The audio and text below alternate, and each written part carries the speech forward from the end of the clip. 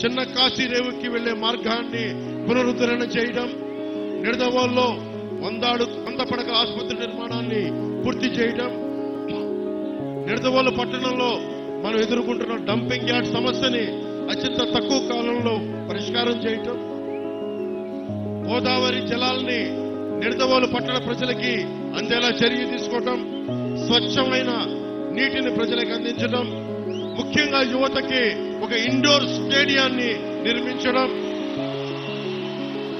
నిడదవోలు సమిశ్రగూడెం మధ్య ఉన్న ఈ పురాతనమైన ఓల్డ్ హ్యావ్లాక్ వంతెన స్థానంలో కొత్త వంతెనని నిర్మించడం, కంసాలిపాలెం మాధవరం బ్రిడ్జిని పునరుద్ధరించడం, నిడదవోలు మండలంలో ఆంజనేయపురం సింగవరం గ్రామాల్లో నిర్మించిన టిట్కో ఇళ్లు మనకి చంద్రబాబు గారు 2014లో ముఖ్యమంత్రిగా కేంద్ర ప్రభుత్వం సహకారంతో టిట్కో ఇళ్లు నిర్మిస్తే ఈ రోజు వరకు లబ్ధిదారులకు అందించలేదు.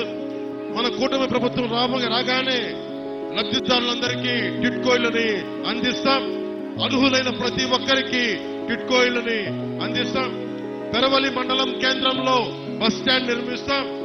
పెరవలి ప్రభుత్వ ఆసుపత్రిలో మన నేషనల్ హైవే 16కి రోడ్డుకి కొంచెం ఇబ్బందిగా ఉంది. అరటి రైతులు, ఇతర రైతాంగం ప్రజలు తణుకు వెళ్ళడానికి ఆ కటింగ్ ని వెంటనే రాగానే వచ్చే చర్యలు తీసుకుంటాం. కానూరు నడుపల్లి తణుకు రోడ్డుని ఆధునీకరిస్తాం. ముక్కాల నుండి పెరవలి వరకు రోడ్డుని ఆధునీకరణ, మర్రెపాలెం బ్రిడ్జిని అందరికి అసౌకర్యంగా ఉంది, దాన్ని వెడల్పు చేయడం.